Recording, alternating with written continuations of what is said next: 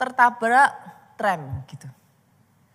Tahun 1926 Antoni Gaudi ini meninggal. Setelah itu 1936 terjadi perang saudara di Spanyol. Nah di momen perang saudara gereja ini tuh dirusak gitu saudara. Nah bukan hanya itu saja, di momen perang saudara itu banyak blueprint asli pembangunan dari La Sagrada Familia ini hilang gitu. Selama masa peperangan itu. Akhirnya setelah perang itu selesai, ya gereja ini mangkrak aja gitu. Ketiadaan dari the vision man, ketiadaan dari blueprint, ternyata membuat sampai akhirnya gereja ini sudah sekian lamanya berusaha untuk dibangkitkan lagi, berhenti lagi, dibangkitkan lagi, berhenti lagi. Ditargetkan katanya saudaraku, nanti kita lihat ya, ini gara-gara dengar khotbah ini nanti saudara jadi tertarik nih. Katanya ditargetkan gereja ini akan selesai tahun depan, 100 tahun setelah meninggalnya Antoni Gaudi saudaraku, 2026. Mereka berharap seperti itu, Pak. Let's see. Kita nggak tahu apakah gereja ini bisa selesai tahun depan kayak gitu.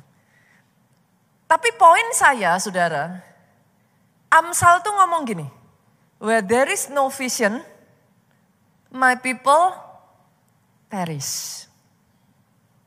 Ketika tidak ada visi, akhirnya kacau. Dalam bahasa Indonya kurang bisa dipahami saudaraku. Tapi di dalam bahasa Inggrisnya very clear, jelas gitu. Kalau enggak hati-hati saudara, ketika saudara mengerjakan sesuatu tanpa visi, enggak bisa ngelihat tujuannya apa. Saya banyak melihat itu terjadi pada bisnis yang diteruskan ke generation berikutnya. Orang tuanya the vision man, dia punya keinginan yang besar untuk bisnis itu maju, but then waktu berjalan anaknya hanya meneruskan saudara, tapi tanpa tahu pengorbanan, perjuangan, tanpa tahu visinya. Yang terjadi apa? Stuck. Biasanya nggak jalan tuh, atau menurun tuh. Itu berlaku bahkan bukan hanya buat sekuler ya saudaraku, berlaku bahkan buat gereja Tuhan tuh. Kalau enggak hati-hati diteruskan Pak, next generationnya enggak nangkap visinya, itu bisa hilang. Visi itu punya peranan sebesar itu Bapak Ibu.